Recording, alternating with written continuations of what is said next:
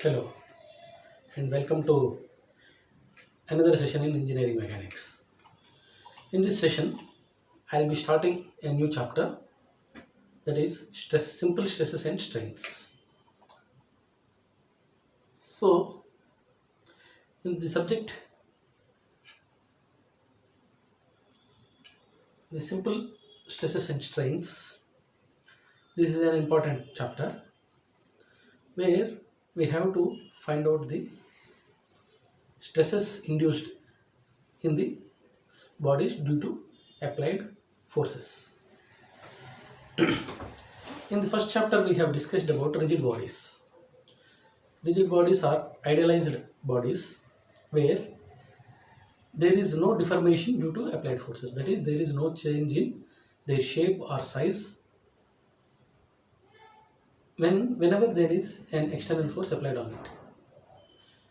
But actually, we do not come across rigid bodies.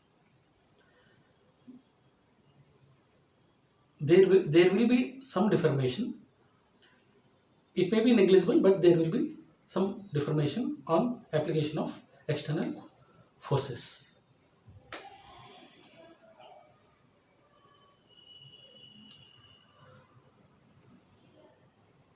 Therefore, the bodies are elastic bodies. Almost all bodies are elastic bodies. Only under idealized conditions we consider them to be rigid, but almost all bodies are elastic. That is, our concrete or steel, whatever bodies generally we come across, they have some elastic properties or the other. Even a little elasticity will be there. So whenever an elastic body is loaded or some load is applied or some force is applied, force and load are synonymously used. So whenever there is some load or force applied on the body, there will be some deformation, that is the change in shape, size or both. So that change in the body, the shape or size of the body, we call it as deformation. That is, the body is said to be deformed when it changes its shape or size or both. But whenever there is some external force applied on the body tends to offer some resistance. Every body tries to remain in its own state. That is, it it app- it gives some resistance to the external forces. It wants to be in state of its own. So whenever some external force is applied, it tries to deform the body. In turn, the body opposes that deformation. That is, it offers some resistance to the force or deformation. This resistance will be up to certain extent. That is, when the forces applied on the body are up to certain limit, that resistance to deformation is given by the body. The body develops some resistance up to only some extent. After that, it yields. It simply it cannot give resistance to the forces which are beyond some limit. That is, every body has its own limits. Beyond that limits, it cannot offer any resistance. After that point, that beyond that point where it can no more offer the resistance, then the body suffers very large deformation. After this limit, any further increase in load results in process of deformation to a stage of failure. So even then, even if we go on increasing the load, initially there will be some deformation. Then the deformation will be deformation and also some resistance. After that, gradually the resistance decreases and deformation will be more and more, and after certain load the deformation continues and it results in a failure. So here we define the stress, that is the term called as stress. In our chapter we are going to concentrate on these two terms, that is stress and strain. So before going into the details, let us define the stress. Stress is the internal resistance developed in a body per unit area due to externally applied load. That is, some load, if some load is applied externally, then there will be some deformation. To that deformation there will be some resistance. That resistance across some unit area, along the unit area, that resistance per unit area we call it as stress. That is, whenever a force is applied, the force tends to deform the body. The internal make of the body will resist that deformation. So it opposes the deformation. It offers some resistance to the deformation. That internal resistance per unit area we call it as stress. Therefore, we can say mathematically stress is force by unit area. That is, force applied on unit area we call it as stress. That is, therefore we say stress is equal to load by area. Stress generally in some textbooks it is designated as small letter p or Greek letter sigma. So now we will use the rotation of sigma and epsilon for stresses and strains. So some other textbooks may follow some other different terminology or notations, but here we will use sigma for stress and p for force and a automatically it is for area. Therefore load is load by area. Load is, we say, capital P. Generally in civil engineering we term the load as the capital P, and sometimes small p as stress or pressure. So here we will follow the notation sigma is equal to P by A, that is stress is equal to load by area. But this load by area, this load is generally axial. So axial load, it is considered to be uniform, and therefore we take the average stress, that is P by A is denotes average stress on the area. So we have seen what is a stress. Stress is the internal resistance offered by the body to the applied force per unit area. Then it should have some units. We have seen stress is load by area. We know load units are newtons, kilonewtons, meganewtons, or so on. Generally newtons or kilonewtons. Area we know, that is square of the length units, that is mm square or meter square or any other units. Generally sometimes we use centimeter square also in some unit. In CGS system, in FPS system it may be inch, but generally we follow either mm square or meter square. Therefore our units are Newton per mm square or kilonewton per meter square or Newton per meter square. So generally sigma is expressed in units of Newton per meter square. Newton per meter square we call it as it is named after the French mathematician Pascal. Therefore 1 Newton per meter square, one with on 1 meter area. If 1 Newton load is applied, then that stress is 1 Newton per meter square, that is 1 Pascal. So 1 Pascal is 1 Newton load force applied on 1 square meter area.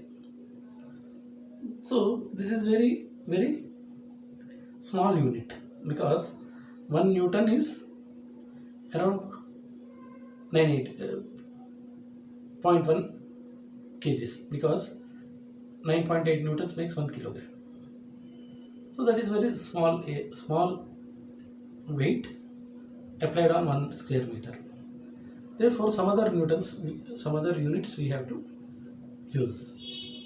That is, if 1 Pascal is equal to 1 Newton per meter square, then if same 1 Newton is applied on square, 1 millimeter square, then it will become 10 to the power 6 newtons per meter square, that is 1 megapascal.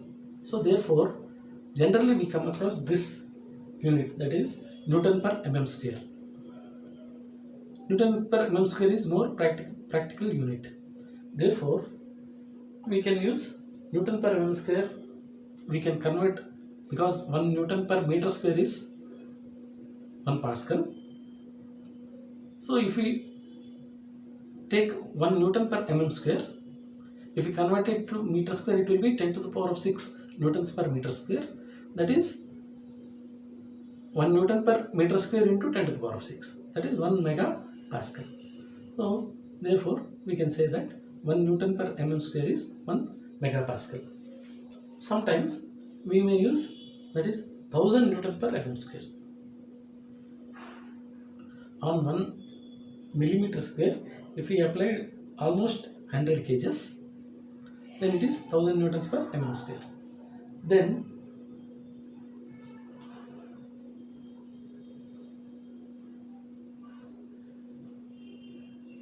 we can say that is 1000 into 10 to the power of 6 Newton per meter square, that is 10 to the power of 9 pascals, that is 1 gigapascal.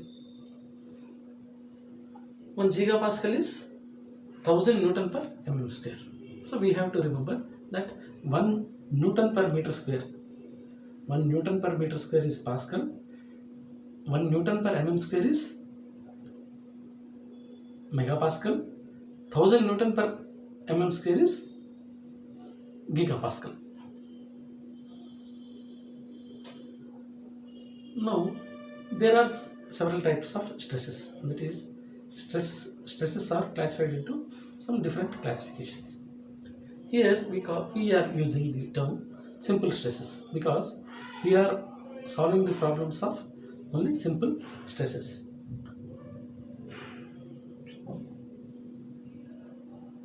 The condition under which the stresses are uniform is known as state of simple stress. That is, across the cross section, if we see at every point the stress is uniform, then it is known as a case of simple stress.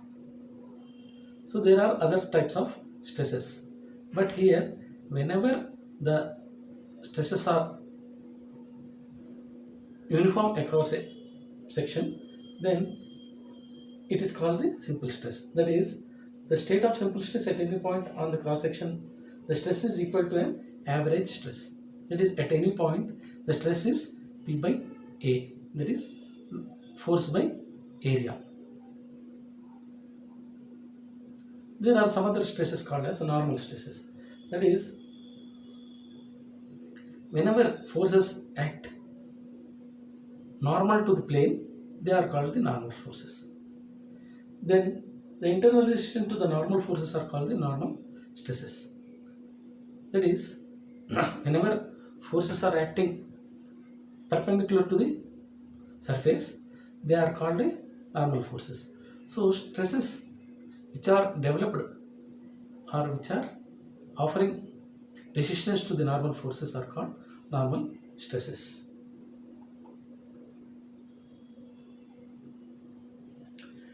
Here next we come to the topic of tensile stresses and tensile forces and tensile stresses.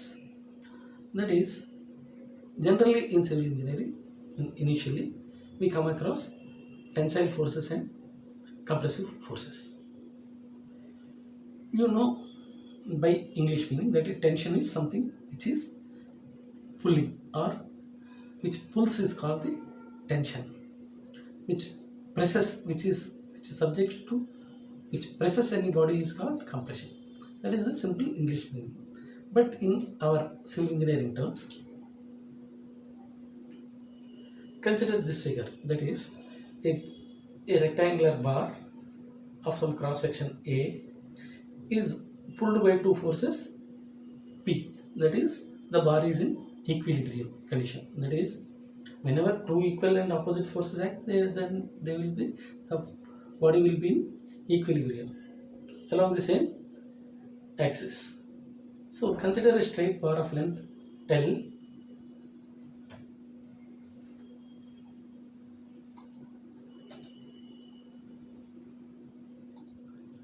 and cross-sectional area A. Now let us consider this bar of length L and cross-sectional area A. A pair of collinear forces P acting in opposite directions along the axis. That is, this is the axis of the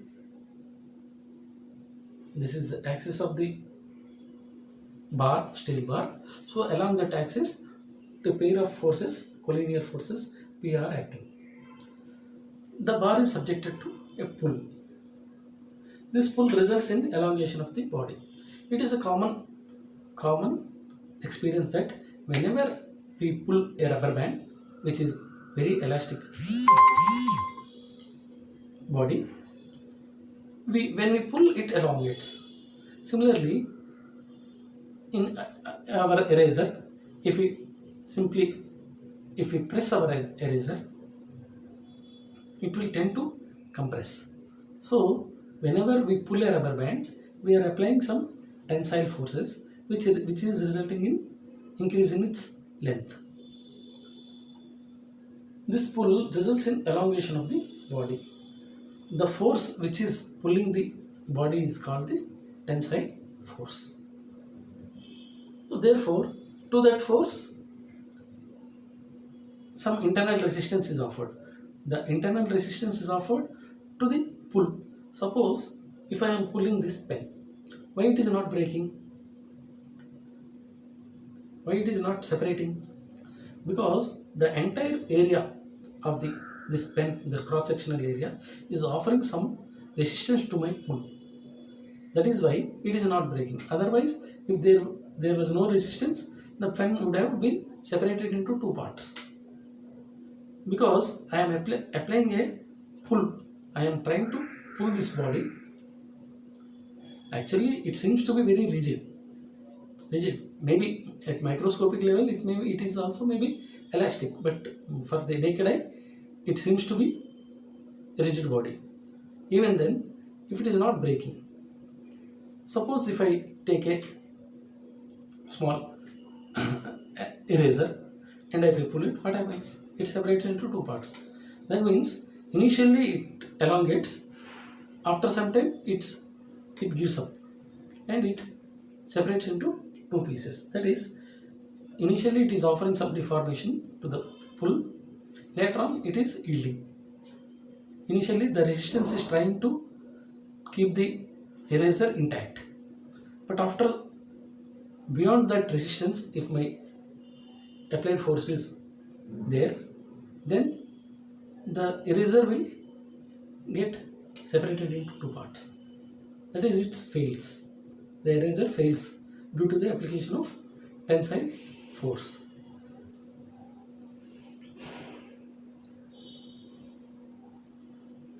The internal stress induced in the section to this tensile force is tensile stress.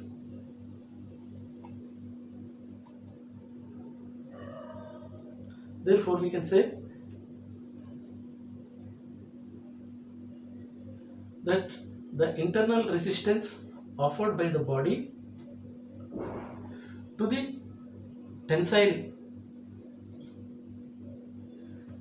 to the tensile forces is called the tensile stress.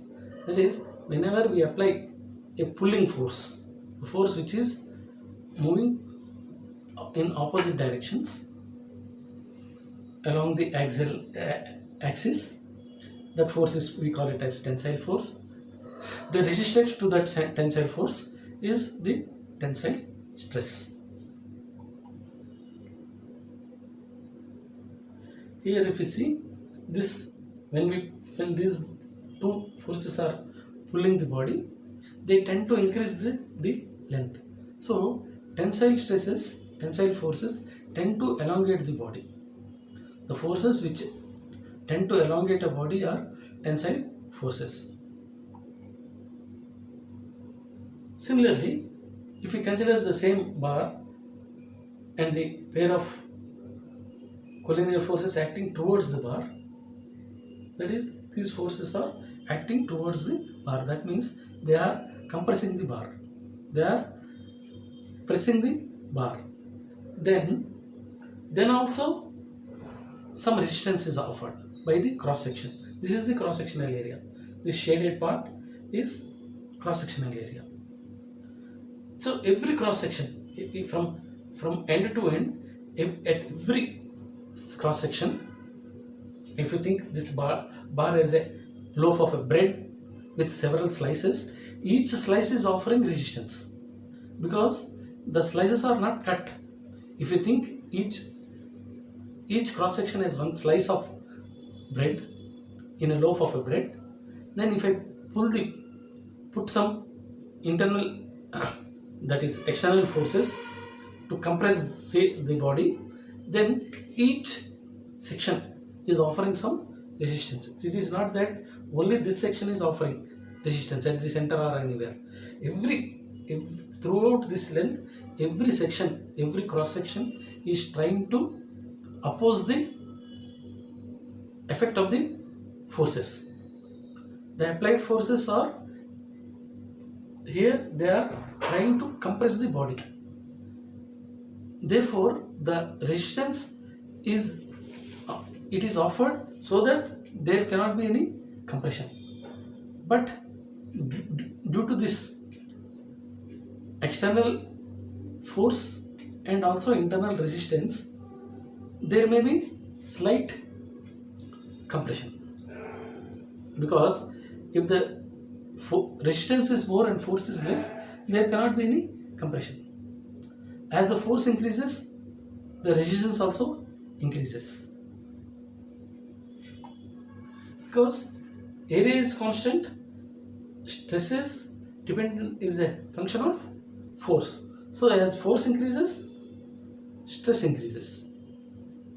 Similarly, if you consider different areas, as area increases, the stress decreases because more area is offering the resistance. Therefore, stress on that area will be less. That is, for the same amount of force, if more area is there, stress will be decreasing. Similarly, if for the same area, if force is more, stress will be more, because it is directly proportionate. Stress is directly proportional to force and stress is inversely proportional to area. Therefore, as area increases, stress decreases. As force increases, stress increases. So this pushing force, which tend to decrease the length of the body, we call it as compressive force. And the stress offered against the compressive forces, or the resistance offered for the compressive forces, we call it as compressive stress. So it is similar to our tensile stress, only the difference is tensile stress is trying to separate the body or pulling the body.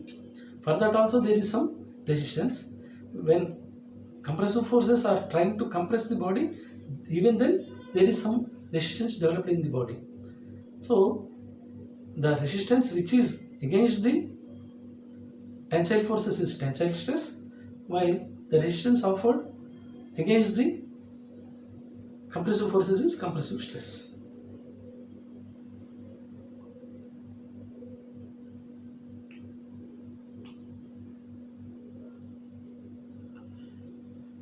So now let us see this case what is simple strain.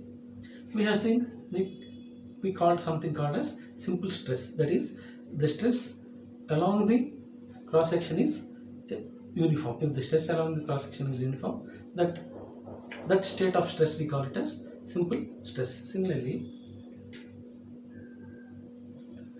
we will see what is a simple strain. Whenever some tensile stress or compressive stress acts on a body, they tend to increase or decrease the length. The tensile forces tries to increase the length of the body, whatever minimum quantity it may be, but there will be some change in length on application of forces for elastic body. If they are rigid bodies, then there cannot be any deformation, that is any elongation. Maybe rigid body, either they break immediately after the application of force or they resist the forces. But here the elastic bodies, they resist the forces by offering the internal stresses and giving some elongation or some decrease in length, compression. After a certain limit, they yield and they fail. So for rigid bodies, the failure will be sudden. For elastic bodies, the failure will be gradual. That is, it offers, the body tries to offer the resistance. As we go on increasing the load, the resistance will be, the stress will be increased, and at certain stage, the stress no more, it cannot resist the forces after certain point, and they start yielding. So up to some extent, they try to resist by offering some increase or decrease in length. Simple strain is change in length per unit length of a member due to uniform stresses produced by the axial loads. That is, we have seen what is a simple stress. That is, when the uniform stresses are produced in the body, then there will be some increase in length. That increase in length per unit length, that is the ratio of increase in length per to the unit length, that ratio we are calling it as strain.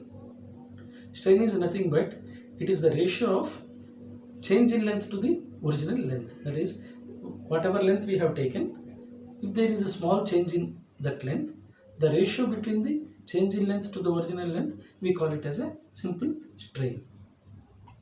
So therefore, we denote strain as E or epsilon is equal to delta L by L. Delta L, as we know, delta is change in length. That is any additional length or decrease in length, that change, that is, if initial length is L, final length is L dash, L minus L dash, that difference will give you the delta L. Suppose initially we have 100 mm bar, on application of load if it has become 101 mm, then change in length is 101 minus 100 by 100, that is 1 mm. So strain is nothing but it is change in length by original length L.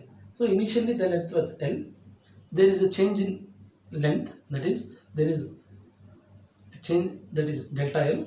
Therefore that ratio of the change in length to the original length, that is delta L by L, is our strain.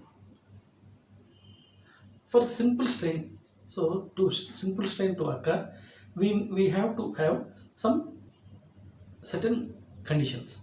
Under these conditions only the simple strain is possible. First, the material should be homogeneous and isotropic. Many of us know what is homogeneity.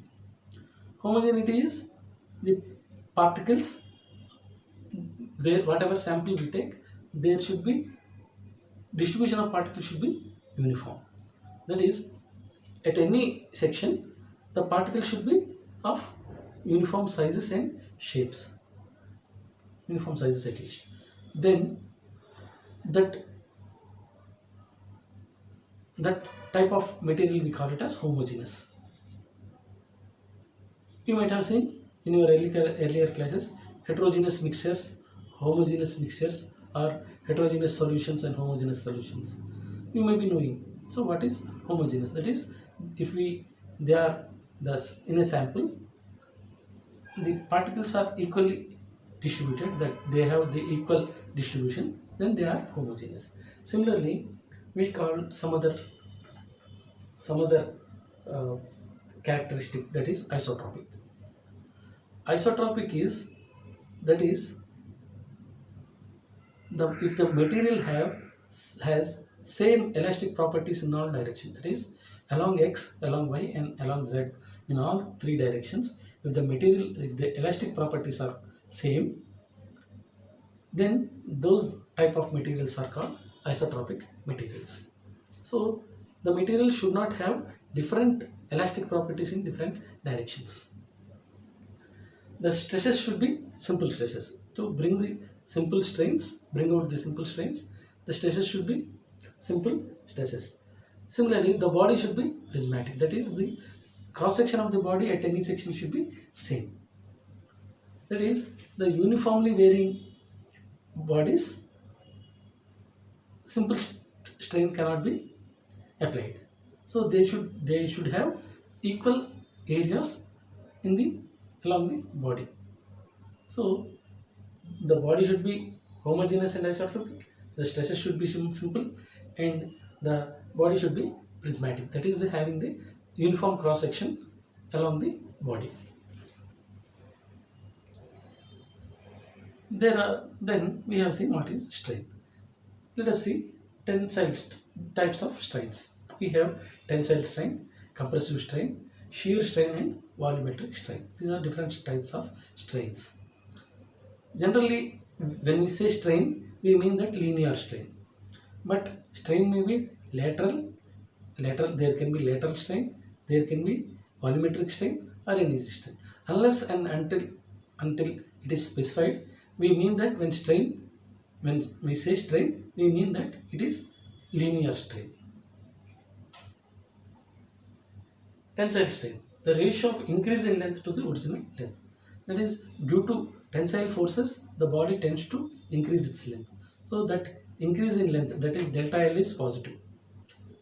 So delta L by L is, when it is positive, that is the delta L, change in length, is bigger than the original length, then it is tensile strain.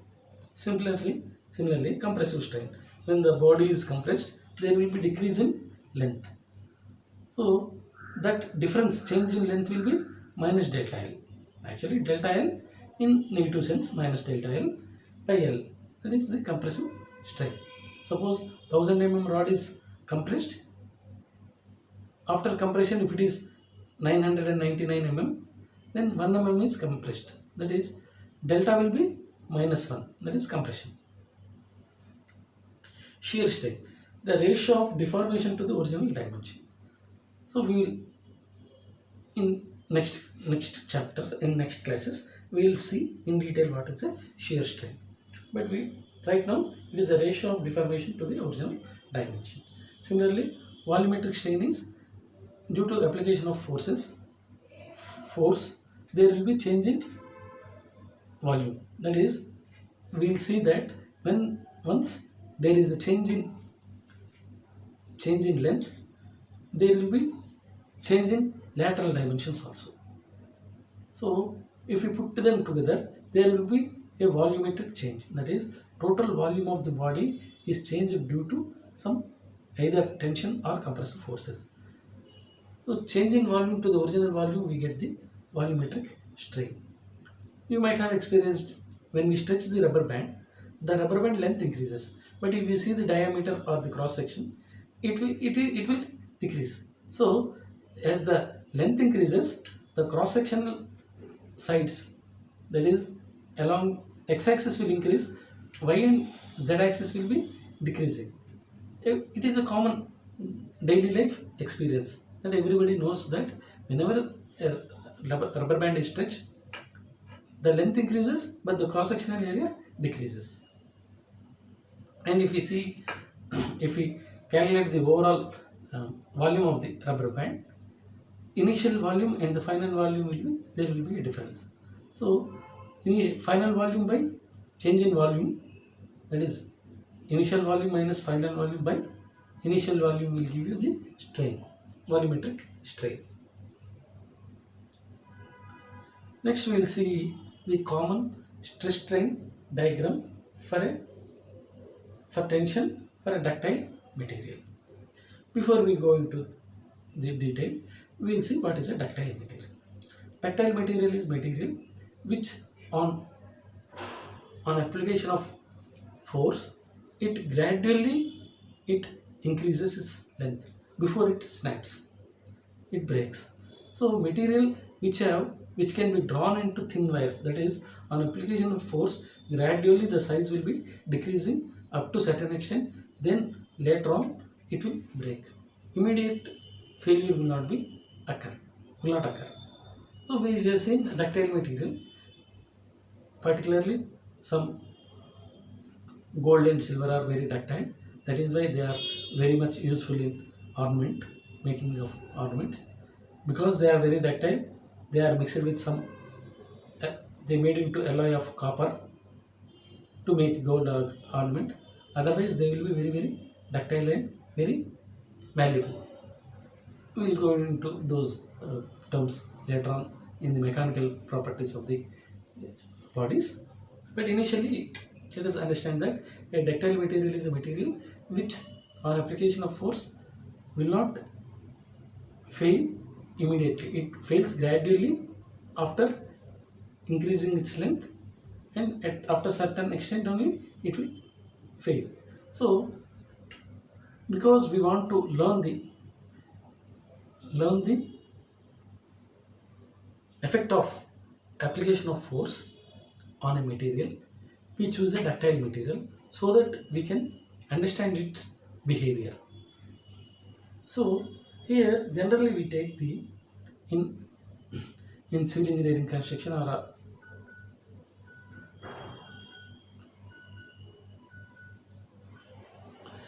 in civil construction we generally use steel. You may be knowing the difference between steel and iron. So steel is an in a way it is a mixture of a compound of carbon and iron. So there are several types of steels, but depending upon the amount of carbon, the steel becomes brittle, that is easily breakable. So when we apply load, it will either resist or it breaks. So on gradual application, at certain point, it doesn't give any yielding without any warning. Simply it breaks. So those types of steels which are having high carbon, they tend to break easily. So mild steels are steels which have less carbon. So they are not strong, but they are ductile. Here, if we see a if we take a test specimen of mild steel, place it on in tensile testing machine, that is a sample is held with some grips at the ends and load is applied so that gradual pull is applied on the material. So when tensile force is applied, there will be some stress induced in the body, that is force by area will be the stress. And also as we go on increasing the load, the body goes on increasing its length, that is we measure the strain. So by applying load, we convert into knowing the area, we convert into stress, and also by knowing its initial length and increase in length corresponding to that load, we will find the strain. So we plot a curve, that is stress on y-axis and strain on x-axis. This is what we call it as stress strain curve. Generally in laboratory, we take mild steel specimen and we carry out the tensile stress and we plot this graph. This graph has some salient points. That is, it has some point P, some point E, some point Y, some point L, U, and A and B. That is, up to P it is a straight line. That is, stress and strain are proportional. That is, stress is proportional to strain up to here, linearly proportional. But from here to here, stress and strain are not linear. They are not at all proportional. So after point P up to Y, there is some, as stress increases, strain rapidly increasing.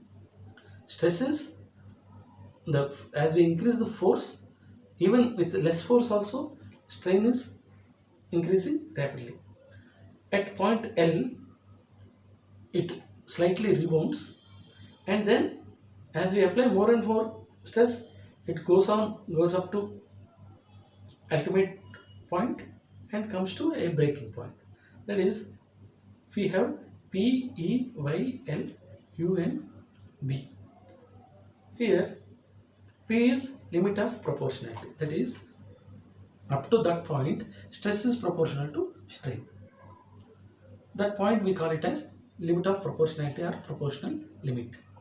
Similarly, up to E, it is elastic. That is, up to E, though it is not following stress is proportional to strain, once we remove the load, the bar will come to its original length. That is, it rebounds to its original shape and size. So that is, when we stretch our rubber band and leave it, it regains its size, length, and shape. So it is within the elastic limit. That is, it is still, when we say elastic body, when that is body which regains its shape on removal of force. That is what we call the elasticity. So E is elastic. Its point is elastic limit. Up to that point, the body is elastic. So after any application of further force, that is, so further if we add some other force to it, that is, more stress is applied, then it starts yielding. Beyond that point, even if you remove the force, it will not rebound to the original shape. So it starts yielding gradually. So after yield point, it the stress strain curve dips a little. That point L is called the lower yield point. This is higher yield point. This is lower yield point. Then something called as strain hardening will happen. That is, after this lower yield point, again the steel bar, somehow it developed some inner strength and it starts straining. So up to U, it will give maximum, it resists maximum load. After lower yield point, that is at this stage, even if we add more loads, it takes the load. The body takes the load and tries to offer the resistance, but after ultimate, this is the highest stress we will get. That is ultimate stress, the maximum stress the body can bear without failure is the ultimate stress. After that, it comes to B. That is, here it breaks completely. It will break. The breaking stress will be less than the ultimate stress. So as we go on increasing stress, it will initially go in a proportional manner. That is, stress is proportional to strain up to P. Up to E also, it acts elastical. It's elastic. After Y, it starts yielding. Then the stress dips to a lower point called as lower yield point L, and then it starts again, it regains its strength and goes up to ultimate stress, and then finally it comes to the breaking point B. So that is the breaking stress. So here P is limit of proportionality, E is elastic limit. Up to E it acts like a elastic body. After that it no more acts as elastic body. Y is upper yield point, L is lower yield point, and U is ultimate strength. B is breaking strength. A is actual breaking strength. Limit of proportionality, the stress strain curve is straight line up to this point. As we see, stress is proportional to strain up to the point P, that is limit of proportionality. The material is perfectly elastic up to this point and rebounds on removal of the load, that is elastic limit. Up to that point, the body acts like an elastic body. Yield point, beyond this point, small increase in stress results in quick increase in strain. Here, a small increase in stress also giving a big strain. Ultimate strength, at this point the maximum stress is attained by the material. So the material has the maximum stress at this point, which is called the ultimate strength. Breaking strength is the point which represents the stress at failure. At failure, what is the amount of stress? This is represented by the B, that is the breaking strength of that particular rod.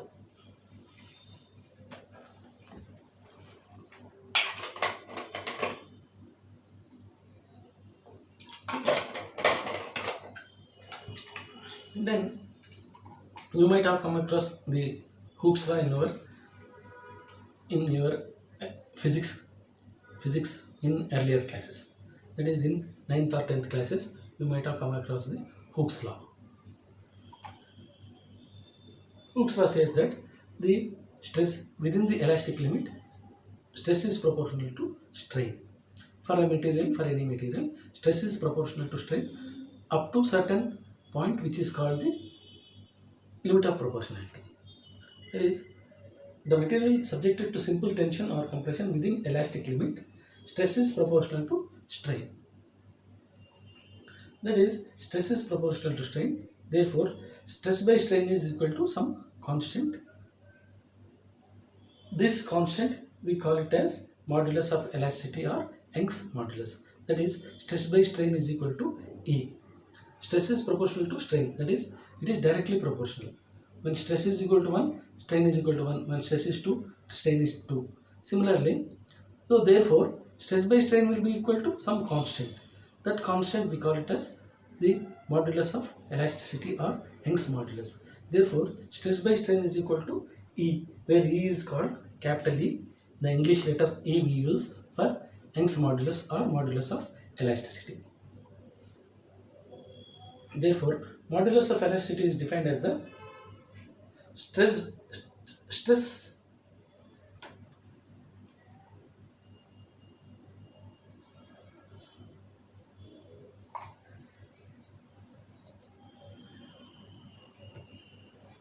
within the elastic limit to produce the unit strain. To produce a unit strain, the amount of stress required is called the modulus of elasticity.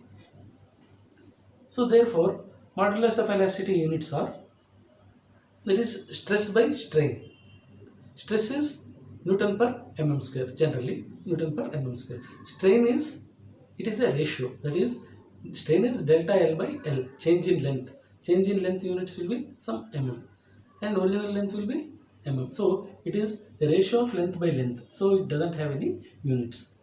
Therefore, E units are Newton per mm square, that is, stress by strain. Stress as Newton per mm square, strain is a constant, that is, it is delta L by L, it is a ratio. Therefore, the units of modulus of elasticity are Newton per mm square or kilonewton per mm square, kilonewton per meter square, etc. That is similar to our stress. Stress and modulus of elasticity are same units, because modulus of elasticity E is equal to stress by strain. Where stress is Newton per mm square, strain doesn't have any units. So we will finally end up with E is nothing but E is proportional to strain, that is stress, that is Newton per mm square. The same unit cells as of stress.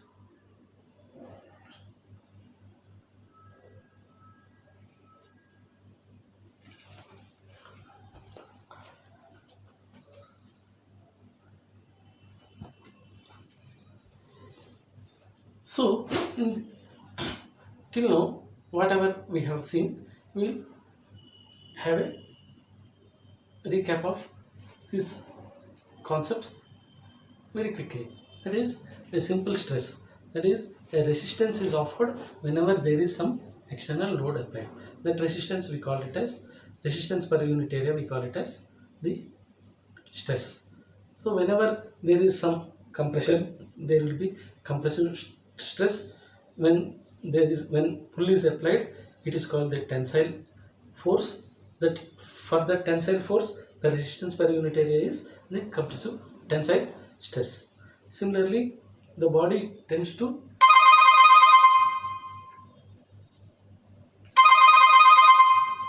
increase whenever there is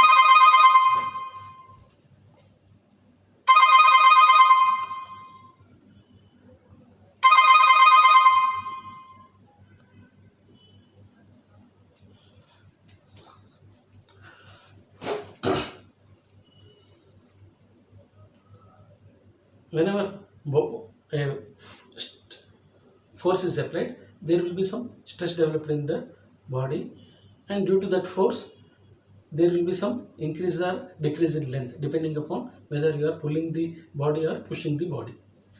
Then that change in length to the original length, we call that ratio as strain. So stress units are load by area units, that is newtons per mm square units. Strain doesn't have any units because it is a ratio. Similarly, we have seen what is the relationship between stress, strain and stress and strain. That is, stress is proportional to strain. Therefore, stress by strain is equal to a constant.